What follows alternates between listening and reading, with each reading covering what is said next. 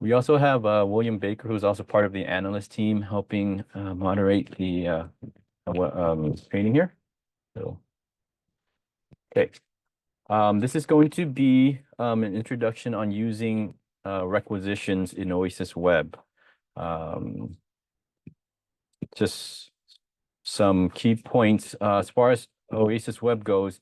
It is a faithful representation of live QCC data. So there isn't data-wise, there isn't a difference whether you use QCC or OASISWeb. You see the same thing. Two-way update. So what you're doing OASISWeb is going to be updated in QCC and vice versa. So as a matter of fact, you can have both things open at the same time if you wanted to. And if you take an action and let's say for example, creating a rec in OASISWeb, you will see that in QCC as soon as you hit reload or refresh. Okay. Currently though, only the requisitions and queue management part of PO requisitions is available in OASISWeb. Simply put, it's the most stable. Purchase orders isn't quite available yet. We're still trying to work out the kinks in that with Harris. Okay. So which means after a requisition becomes a PO, you're going to have to use QCC to proceed with that in things like, doing purchase order change orders. Okay.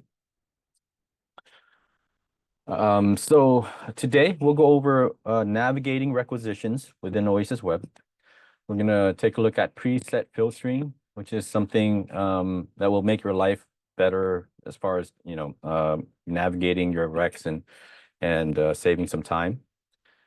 We're going to go through creating requisitions and copying requisitions, and lastly, approving requisitions. Okay. So if you take a look at the left side of the shared screen, I think this screen is being shared, right? You'll see the dashboard for OASISWeb when you're logged in. Immediately you'll see this, OASIS, HSS OASIS banner. What you will want to do is click on the drop-down menu at the top left where it says dashboard. You'll see the modules available to you. For most people, it's just going to be purchase orders or requisitions. Clicking on that expands the choices. And then from there, you'll see queue management and requisitions. Okay, for most people. You'll see that have purchase orders here, but that's not available to you, as I mentioned. Once you click on requisitions, immediately it will go to my requisitions. This means the requisitions that you created. For me, it's empty because I don't have any requisitions. If you noticed earlier, the view all requisitions was grayed out. You got to give it some time to load the requisition data. And then if I switch to the correct district here,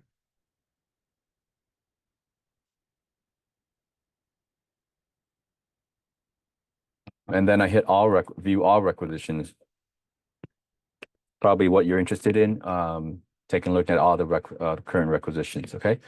So be cognizant of when you go to requisitions, whether you're in the all requisitions tab or my own requisitions that you created, might create some confusion from the get-go, okay? If you take a look at this screen, we're going to go over the anatomy real quick. The top green-ish portion of the screen, I would call that, kind of the main QSS banner where you would do things like change your modules, like, change from queue management or requisitions. You can change fiscal year from here. And for certain individuals who have multiple profiles, like, purchasing or just remote entry, you would change your profile here as well. Okay. Directly under that, a short segment of the white portion, I call that the function specific to the module. So if you are in requisitions, you'll see blue buttons where you create copy, or switch from view or view my requisitions or view all requisitions.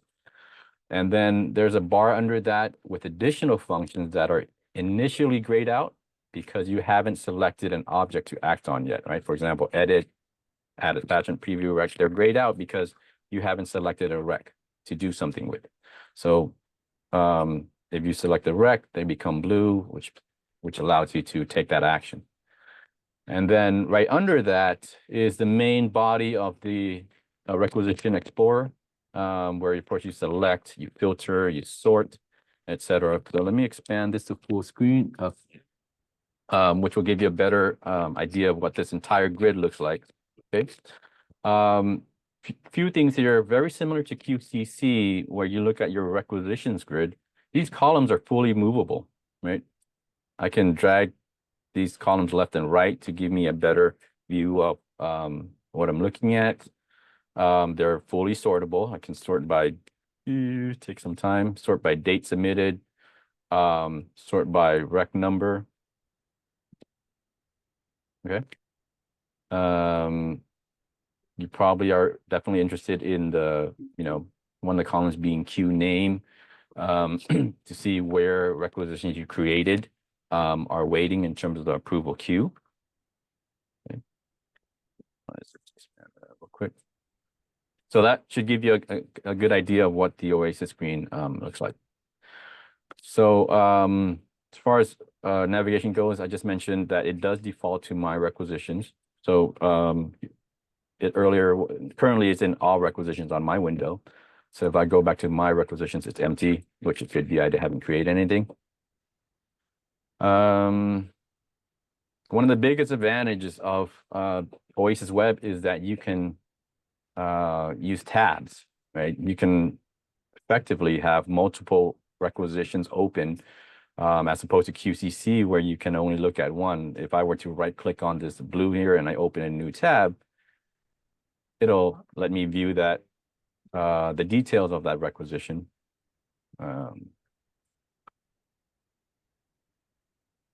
Maybe it did not. There. Let me duplicate this window.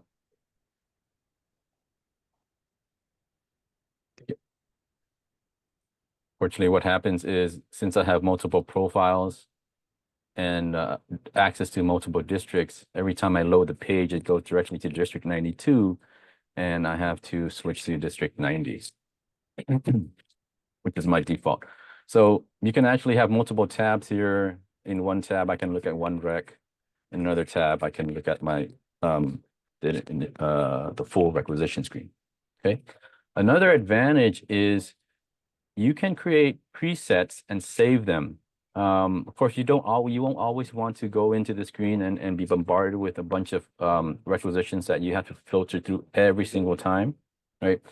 In this main Explorer window, you have the options of under filters, picking the filters that you want to filter by. So currently I have date entered, date submitted, PO, rec number, which correspond to these boxes up here. Okay, these boxes up here will allow you to filter. If I want to add a filter, I just simply just select it from this drop-down menu. So let's say I want to filter by status. I'm going to enable it, and then status will pop up here. Okay. And let's also filter by queue name. Queue name. Okay. So now that those are enabled, I can go in now from the drop-down menu and choose and define. Let me advance to the next slide, and define how I want to filter. Okay, so as far as status, usually it's either approved, cancel, or pending, right? And if I want to just see approved recs, and not range, with text, right? Under with text. So these are, it's pretty hard to see, but if you look at every caret or upside down caret, you can choose how to define it. Specific text range doesn't make sense in terms of fields that are strings or words. Makes more sense with numbers. But if for the caret with text, if you hit the drop down, you can make it specify, for example, I say equals, and I type in approved, just type it in as it would approve on the column, hit save. And that's going to give me, for this preset, requisitions that are only status as approved. Okay. Which means earlier when I said this module isn't fully prepared for purchase orders yet, this is kind of the workaround where if you want to bring this up and look at purchase order numbers or requisitions that have become purchase orders, you can save this preset. Now that I've I've defined it as requisitions that have been approved, I'm going to go into presets, right? This drop down under presets. I'm going to hit save as a new preset. And I'm going to call this approve reps, right?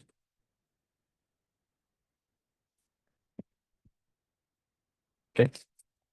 And after I've saved it, every time I go in, this approve recs will be available to me. You click on that, it'll apply the filter that you just did. Okay. With that, right now, I've had users say, hey, for this module, I can't go in and immediately see requisitions that have just been converted to POs. Well, with this preset, you can apply it and then sort by PO number. If you sort by descending, of course, what that means is POs with the highest PO number will be at the top, which gives you essentially the most recent POs that were approved. Okay. So after you've gotten your grid, if you wanted a report, if you click on the gear icon up here, sorry, the download icon, you can actually export the grid as it looks to either Excel or PDF or to any file you choose. Okay.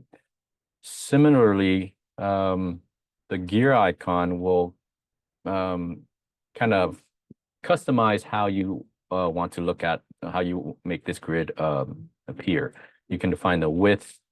You can choose if it's visible or not, right? If you don't care for the description, you turn off the description and it won't show up on the grid so that you can customize your output.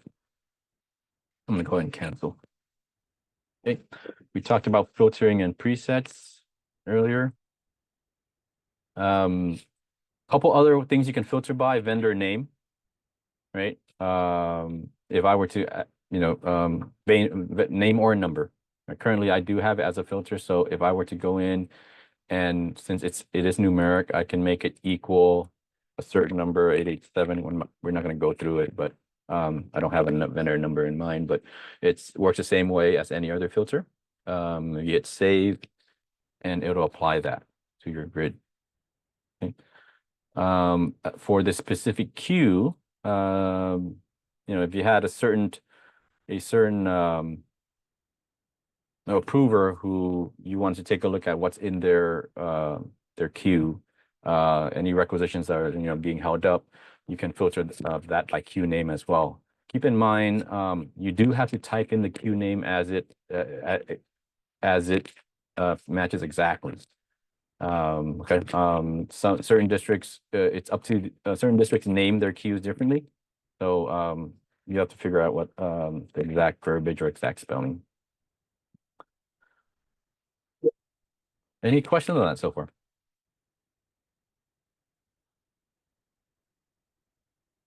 In chat. If you do not see anything when you click on the dashboard and the gear is moving, does that mean that? Yeah, Elvis. If you're on the dashboard, if you're here, right, and you go to purchase orders and you go to requisitions and the gear keeps on moving, that's most likely an access issue. If you submit a ticket, and we'll get that sorted out for you, whether you have access or not. The most common problem is that purchasing personnel, we have to give them a specific security setting. Logging into OASIS. So let me copy the link. The quickest way is to follow this link. Where's chat?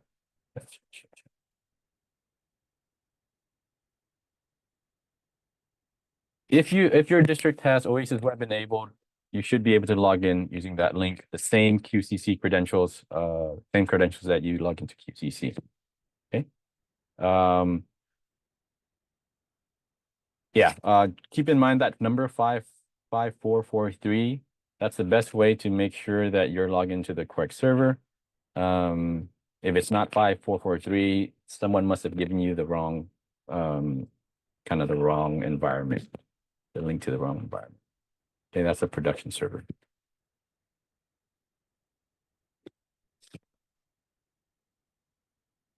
Okay, I'm going to go move on to creating a rec. So as I mentioned, the module functions right under the green bar, you'll have functions related to requisitions. If we go ahead and hit create,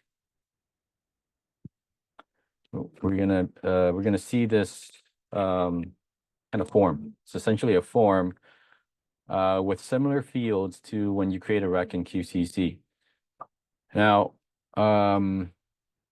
different districts will have different requirements and different ways they run their business practices to decide what goes into these fields. But of course, the red starred ones are required. Vendor PO type is defined by your district, however many is needed in their business practices. Sales tax, date, okay. In the slide, there are a few things I want to highlight. Items, okay. If you click on, these tabs here, items will let you list items, and accounts down here when you're ready to create an account. Now, QCC as well as OASIS has a 99 line item limit and a 40 account string limit. Now, just because you could doesn't mean you should. To quote my friend Ian Malcolm from Jurassic Park, we highly suggest you do not go anywhere close to those limits. In fact, try to keep it as simple as possible, especially with your account strings and your accounts spreads. So for example, if you were to add, let's see, 100.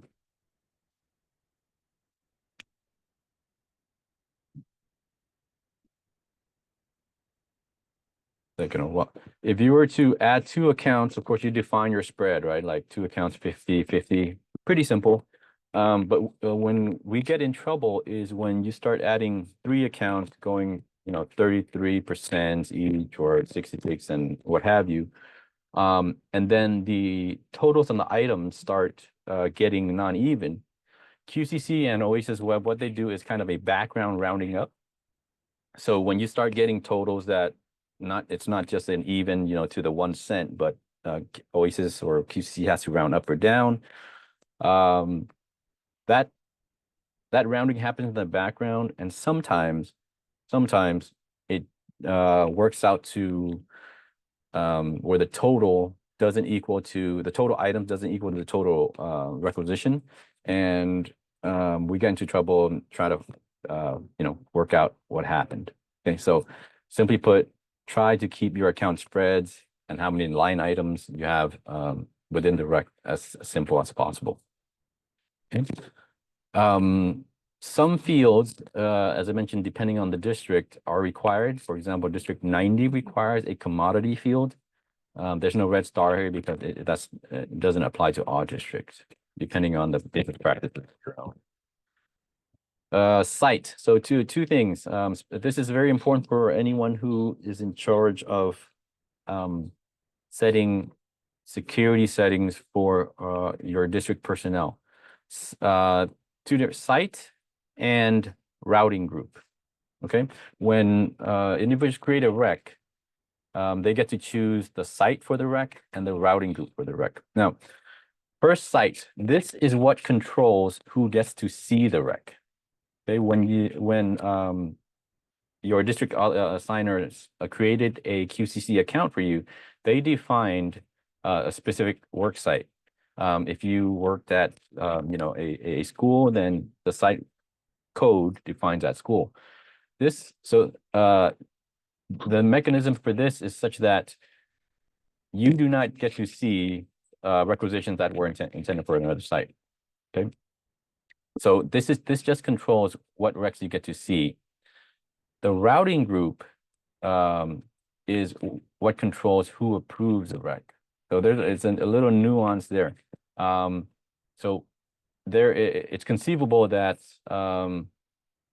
that, for example, you create a requisition, it goes to you for approval, right? And you'll see it in your queue. Let's say if I went to queue management, this card changes real quick.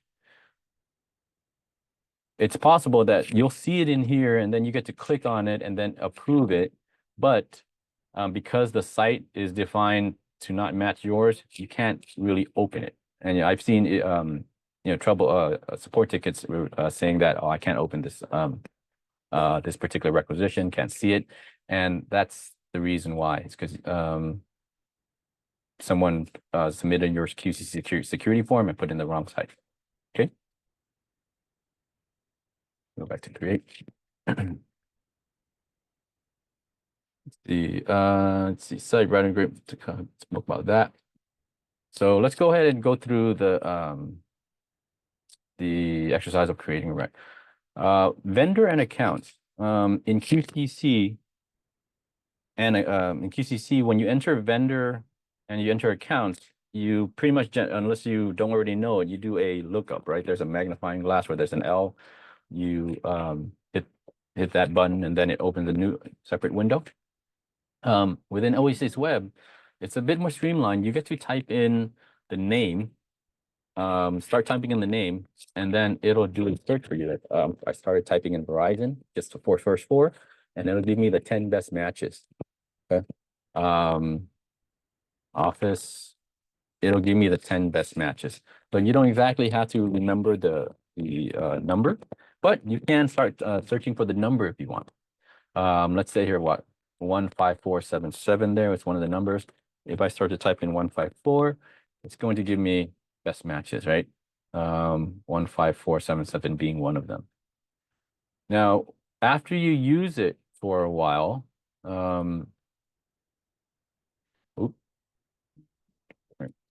after you use it for a while, this drop-down menu, you can actually click on this drop-down menu preemptively, and it'll populate the I want to say 10 most often used items. Okay, so if you're finding yourself repeatedly putting in the same vendor, you can actually drop this down, and one of the most recent ones will appear for you to select. Okay, let's go ahead and type some of this stuff in. PO type, regular, same. Actually, let me switch to a different screen because I don't have routing group here. I'm going to use a test environment where this is for one of the District 90s using I'm on copy environment. Requisitions. I'm going to change this to great. Okay.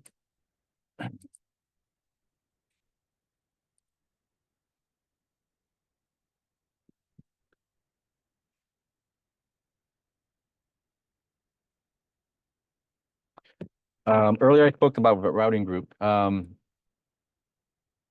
so it's required. It's going to define how how this requisition goes to approval. Okay. Some users, not often, but some users might be added into two separate groups. For example, let's say I had an admin. If there was an admin who was in charge of creating recs for two school sites, they might be added to two groups. Just be cognizant that you will have to select the correct group, or else it's going to be routed to the wrong people. Okay. In District 90, there's only one group, originators, so there's no choice there. Select a commodity. Yes. Okay. Adding an account that is works the same way. When you fill out vendor, you just start typing in the account string, any part of it. In this case here, I just start a Fund 800 account, and I'll select one here. But if let's take a look at, let me see, 7110, 5710. Okay. If I were to add another account and I started typing in 5700, that part of the account string, it'll give me the 10 best matches. Okay, the more numbers you type in, the more specific the matches. Of course, you can't like start typing in fund 800 and then skip to a different part like 800 man and then manager, because it searches for the immediate portion, right? It's not going to allow you to skip portion. Okay. Similar, if you find yourself using the same accounts a lot, hitting the drop down menu will allow you to pick for the most recent used accounts. We're just going to go 50% and 50%. Okay.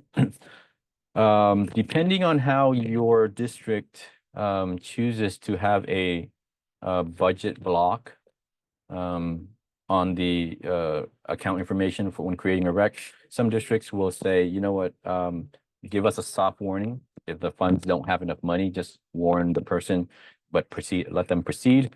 Or if there's a hard block, then you won't be able to proceed for creating the rec if there's not enough money.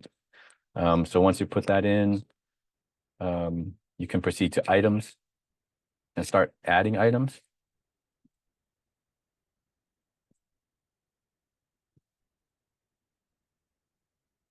Now, the calculate percentage, especially if you've, the calculate percentage is the default option. If you only had one, account, if you only had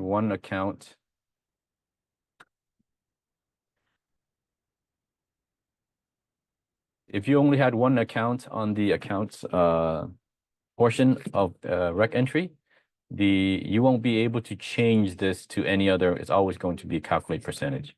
Even if you wanted to say, you know, since there's only one account, but I'm going to give it a special, no, it's always going to be calculate percentage. Okay. But since we specified 50 and 50, of course, calculate percentage is the way it goes. Let's add the first item and says I hit save. Oh, 100. Save. Now we have our first item. Now we want to go in and add a second item. And this is going to be 200, but we only want to give this to account string. Okay, give it account string 2.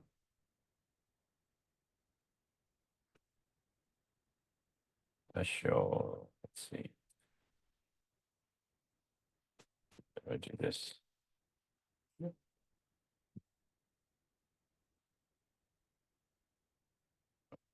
Oh. So this will give it to account string 2. Okay, if you put in special dollar. You can specify messages that end up going on the PO when it's printed. Back to the details page. Let's talk about attachments. There is a very specific limitation when it comes to creating attachments within OASISWeb to your requisitions. If there was a requisition that was created in QCC and the attachment was uploaded in QCC, when you go into OASISWeb now and you try to view that attachment, it's going to take prohibitively long to load that attachment in OASISWeb. And that's just because the way the data compilation was done previously in QCC, it doesn't transfer well to OASISWeb. So it takes a lot longer. If you're a district that has activated OASISWeb, our recommendation is that you start just using OASISWeb to upload any attachments, because it's backwards. It's more easily backwards compatible than forward compatible. An attachment in QCC is going to take longer to load on OASISWeb, but an attachment that was uploaded in OASISWeb, you can open it in QCC just fine. Any questions on that? I understand I might have verbalized that kind of confusingly.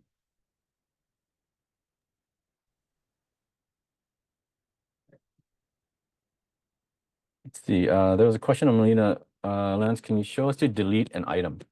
Yeah, let's if I would just click on the item. Let's see. this hasn't been saved yet. So, yeah.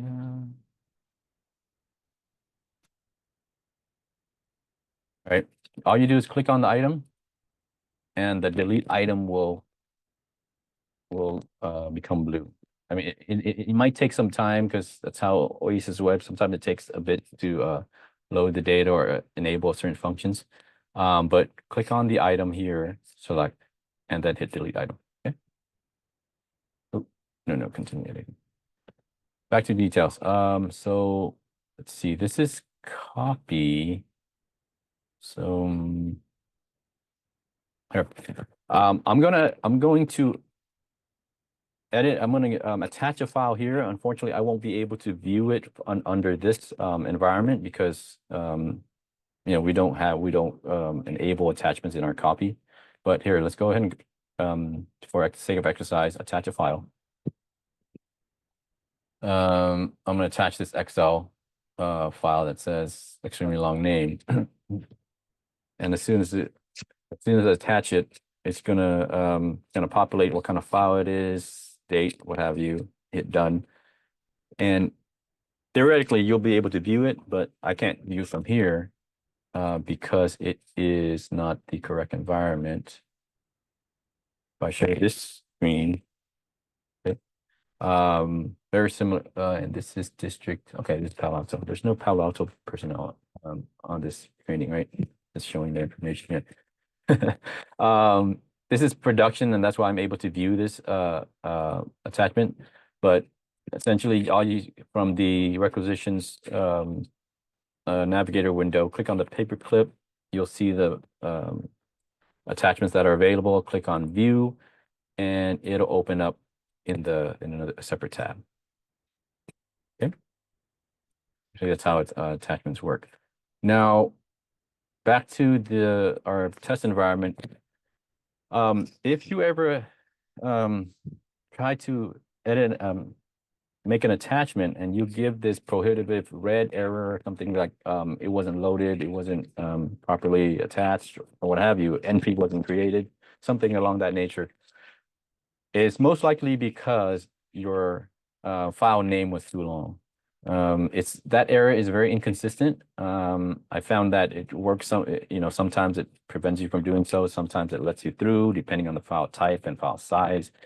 But if you see that, one of the best fixes is to shorten your file name, and you should be able to get through. Okay, so let's go ahead and save this requisition. This is the soft warning that I was talking about. It's telling me I don't have enough money, but I'm going to go ahead and save anyways. You'll have to, and you will see that it was just created Verizon Communications, created 926. This is the pending requisition number. Okay. Yeah. Any questions on creating a rec?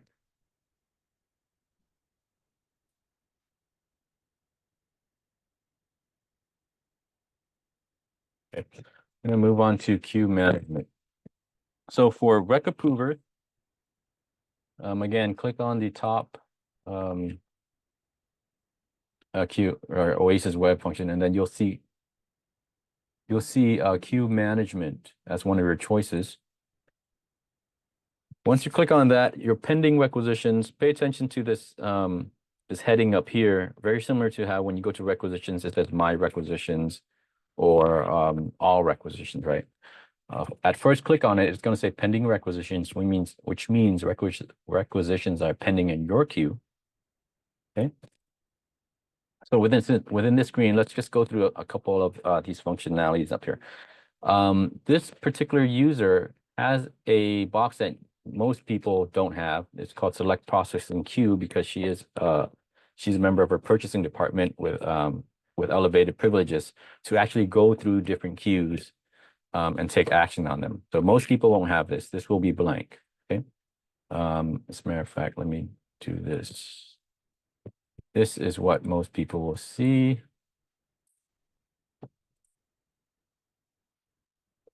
You'll just see under pending requisitions, view my approval history, and repair routes. Okay.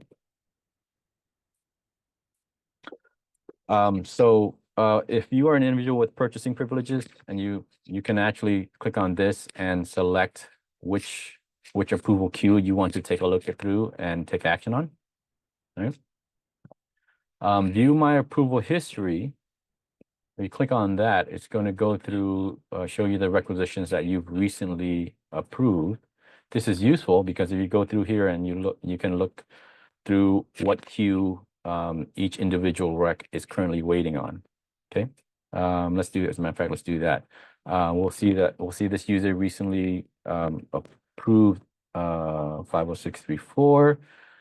This hourglass, if you click on it, it is essentially equivalent of requisition status from QCC. So if I were to click on it, it expands this window. It gives me the status of this requisition as it currently stands. Clicking on showing history and showing users will tell me who are the approval firstly, who are the approvers of each of those queues. So it'll tell, let me know who I need to bug to approve my queue, approve my requisition. Showing history, these X marks correspond to when the requisitions were changed. Most users have the ability to change a requisition when it's in their queue only. For example, changing, if it hasn't been approved yet, still requisition, right? Changing the item cost, adding an item. After it's been approved into a PO, you can only do those changes by POCO, FYI. But every time a requisition gets changed, it gets reevaluated and it gets sent back through the queue again. Okay, so that's why you see this user, Bernadette O'Donnell, having to approve it multiple times because it's been changed multiple times. Okay. Let's see if I can show change log.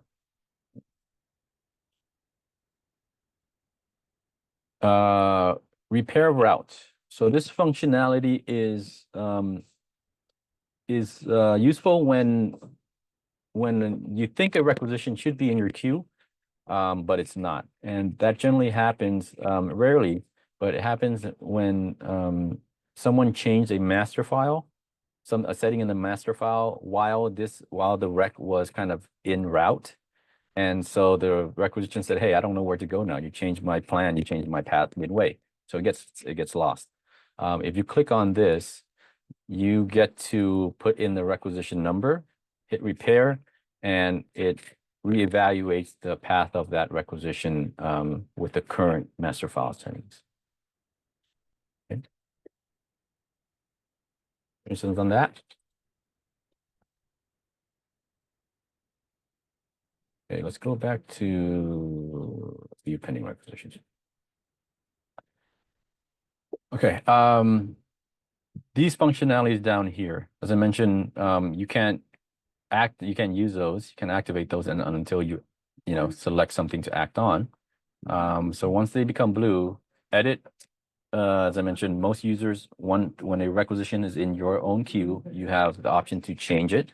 So if I wanted to change this $95,000 rec, hit edit, and it's like gonna bring up rec change. Okay.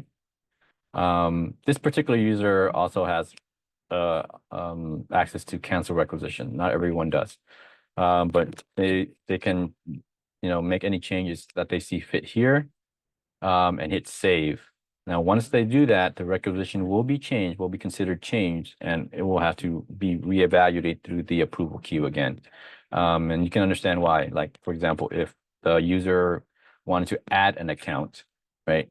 Then that means it's probably another person that needs to take a look at this requisition to make sure that account is correct, or that they approve the amount on their account stream. Okay. This is definitely not a good example of keeping account requisition simple. It has 10 accounts. We're going to go back to approval queue.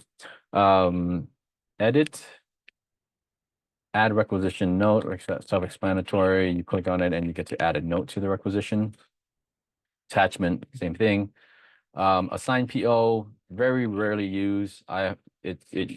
Basically it makes this requisition instantly a PO. So it's kind of a big no-no in terms of accounting principles sake. You want the requisitions to go through the full approval process before becoming a PO.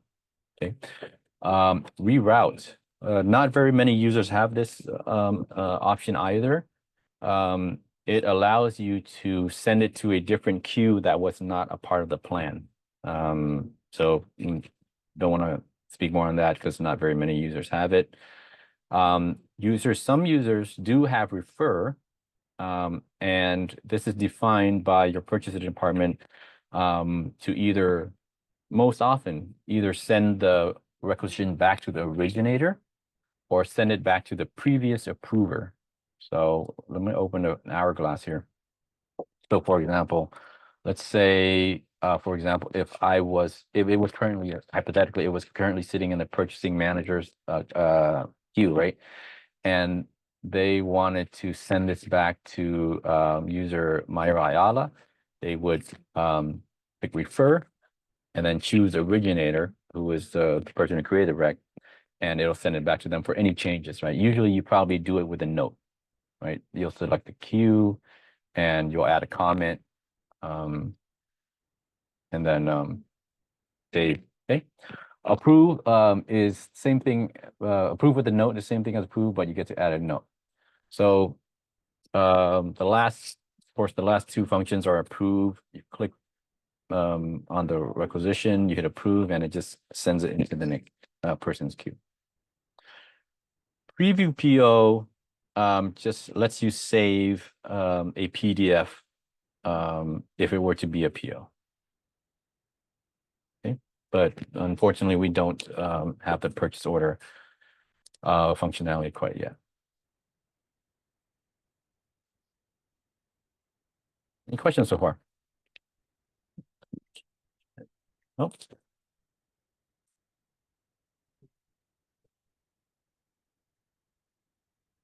Any questions on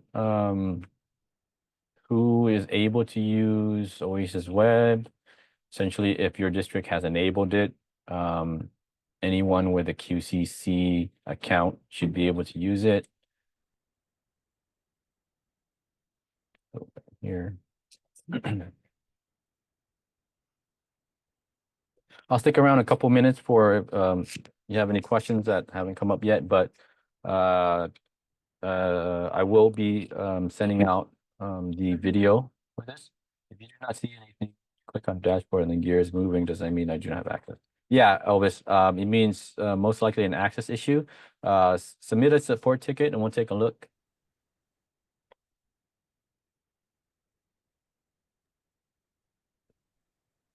It looks like there's a VPN question too from Ruth, Or or if there's gonna be an option.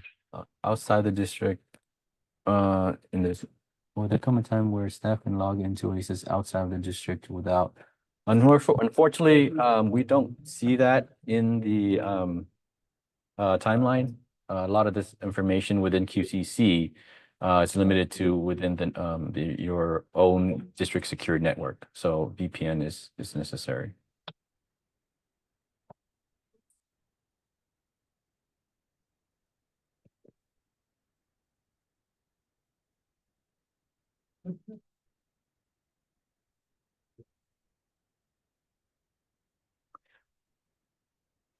All right, everyone.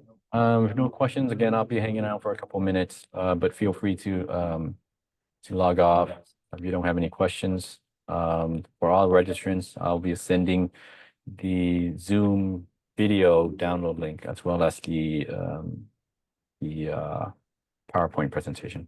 Okay. Thanks, everyone.